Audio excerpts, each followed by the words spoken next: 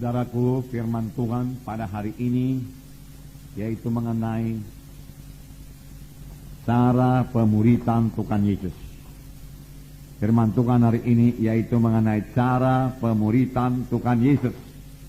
Bagaimana Tuhan Yesus memuridkan. Kita akan melihat bagaimana Tuhan Yesus memuridkan murid-muridnya. Dia begitu dekat dengan murid-murid. Dia banyak bersama-sama dengan murid-murid. Dan dia mengerjakan pelayanan. Kemudian dia menerangkan apa yang dia kerjakan tersebut kepada murid-muridnya. Memang pemberitaan Injil kita itu harus dengan kuasa dan tanda ajaib. Tetapi juga, saudaraku, Tuhan Yesus menyuruh kita untuk menjadikan sekalian bangsa muridnya. Sekalian bangsa muridnya. Tentunya kita mulai daripada bangsa kita lebih dahulu. Bangsa Indonesia ini. Kita Injil dan kemudian kita muridkan. Itu adalah kehendak Tuhan. Nah, saudara, kita mengetahui bahwa orang Kristen yang mula-mula disebut Kristen ialah anak-anak Tuhan ataupun murid-murid Tuhan di Antioquia. Firman Tuhan berkata dalam Kisah 11, di Antioquia lah mereka untuk pertama kalinya disebut orang-orang Kristen. Mengapa? Karena kehidupan mereka telah berubah. Mengapa? Karena mereka telah menjadi murid-murid Yesus. Karena Paulus telah mengajari mereka, saudaraku, hidup mereka berubah.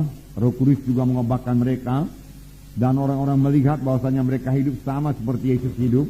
Lalu orang berkata, itulah dia Kristus kecil. Lalu nama Kristus itu menjadi Kristen. Jadi, saudaraku, jadikanlah sekalian bangsa muridku, firman Tuhan berkata.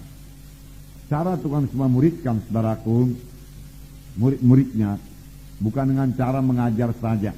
Bukan dengan cara sebagai seorang guru dalam satu kelas, mengajar murid-muridnya, tidak, saudaraku. Lain sekali. Kita melihat, saudaraku, bahwasanya Tuhan Yesus bersama-sama dengan murid-muridnya. Mereka intim, murid-muridnya intim dengan dia. Mereka melayani bersama-sama. Yesus mengerjakan mujizat, saudaraku. Yesus memberitakan Injil.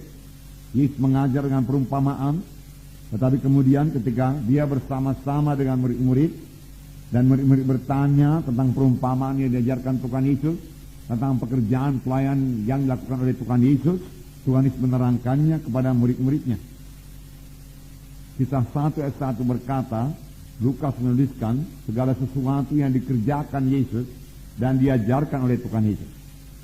Segala sesuatu yang dikerjakan oleh Tuhan Yesus dan diajarkan oleh Tuhan Yesus. Itulah isinya, saudaraku, Kisah Rasul. Itulah segala sesuatu yang dikerjakan Yesus dan juga, saudaraku, diajarkan oleh Tuhan Yesus. Murid-murid yang dipilih oleh Tuhan Yesus, saudaraku, bukanlah orang-orang yang terkemuka, terpelajar, saudara, tetapi orang-orang biasa saja. Tetapi mereka berubah. Dan, saudaraku, pemberitaan mereka sangat berhasil dan sangat berkuasa. Lain mereka sangat berhasil dan sangat berkuasa. Dalam Kisah 4 ayat 13 dikatakan bahwasanya murid-murid Tuhan Yesus telah berubah. Pada ayat 13 saya membacakan kepada saudara. Ketika sidang itu melihat keberanian Petrus dan Yohanes dan mengetahui bahwa keduanya orang biasa yang tidak terpelajar, heranlah mereka dan mereka mengenal keduanya sebagai pengikut Kristus. Jadi mereka telah banyak berubah. Petrus berubah, orang biasa yang tidak terpelajar, kemudian dia mengajar yang sangat berkuasa dalam urapan Tuhan, dan dia memberikan satu pernyataan yang luar biasa. Keselamatan tidak ada di dalam seorang pun, karena di bawah kolong langit ini tidak ada nama lain yang dikaruniakan kepada manusia yang dalamnya manusia itu boleh selamat. Dan ketika sidang itu melihat keberanian Petrus dan Yohanes dan mengetahui bahwa keduanya orang biasa yang tidak terpelajar, heranlah mereka itu. Dan mereka mengetahui bahwasanya Petrus dan Yohanes adalah murid-murid Yesus, pengikut Yesus, saudara. Jadi berubah. Saudara, biar kita berhasil dalam memuridkan. Murid-murid juga pada mulanya banyak sekali kekurangan. Murid-murid lupa kepada firman Tuhan. Murid-murid lupa kepada mujizat Tuhan. Tetapi akhirnya murid-murid berubah juga. Tentunya perubahan yang ajaib sekali terjadi sudah murid-murid ini, saudaraku, diajari oleh Tuhan Yesus dan kemudian dipenuhkan dengan Roh Kudus. Nah, Dalam Markus pasal 8, mari kita baca lebih dahulu, ayat 1 sampai 10. Mari kita baca bersama-sama. Markus pasal 8, ayat 1 sampai 10. Sama-sama.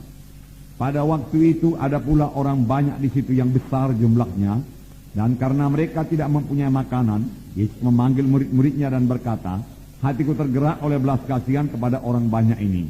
Sudah 3 hari mereka mengikuti aku, dan mereka tidak mempunyai makanan. Dan jika mereka kusuruh pulang ke rumahnya dengan lapar, maka mereka akan rebah di jalan, sebab ada yang datang dari jauh. Murid-muridnya menjawab, bagaimanakah di tempat yang sunyi ini orang dapat memberi roti sampai kenyang? Yesus bertanya kepada mereka, berapa roti ada padamu? Jawab mereka, 7. Lalu ia menyuruh orang banyak itu duduk di tanah. Sesudah itu ia mengambil ke-7 roti itu, mengucap syukur, memecah-mecahkannya dan memberikannya kepada murid-muridnya untuk dibagi-bagikan. Dan mereka memberikannya kepada orang banyak. Mereka juga mempunyai beberapa ikan, dan sesudah mengucap berkat atasnya, ia menyuruh supaya ikan itu juga dibagi-bagikan. Dan mereka makan sampai kenyang. Kemudian orang mengumpulkan potongan-potongan roti yang sisa sebanyak 7 bakul. Mereka itu ada kira-kira 4.000 orang. Lalu Yesus menyuruh mereka pulang. Ia segera ke perahu dengan murid-muridnya dan bertolak ke daerah Dalmanuta. Ia segera ke perahu dengan murid-muridnya. Jadi Tuhan selalu bersama-sama dengan murid-muridnya. Kalau kita mau memuridkan saudaraku, kita harus banyak bersama-sama dengan murid-murid kita itu. Banyak mengunjungi mereka, saudaraku. Nah, di sini dikatakan, permulaan ayat ini dikatakan, orang banyak yang besar jumlahnya mengikuti Yesus. Mengapakah mereka mengikuti Tuhan Yesus? Saudaraku, mereka mendengar pengajaran Tuhan Yesus yang luar biasa. Firman Tuhan berkata, pengajaran Tuhan selain daripada pengajaran ahli Taurat dan orang-orang Farisi. Mengapa? Karena Tuhan mengajar seperti orang yang berkuasa. Karena Tuhan mengajar dengan kuasa. Dari manakah datangnya kuasa Tuhan Yesus? Lukas 4 berkata, roh Tuhan ada padaku, ia mengurapi aku untuk memberitakan kabar baik pada orang miskin, pembebasan pada orang tertawan, kelepasan pada orang terikat. Ya. Dan memberitakan tahu rahmat Tuhan telah datang. Jadi dengan apakah Tuhan melayani, saudaraku? Dengan urapan Roh Kudus. Roh Kudus yang sama mengurapi kita sekarang. Amin, saudara. Jadi kita bisa melayani dengan urapan Roh Kudus. Saudaraku, mohonlah urapan Roh Kudus dalam pelayanan saudara. Dengan urapan Roh Kudus, saudaraku, firman Tuhan menjadi berkuasa.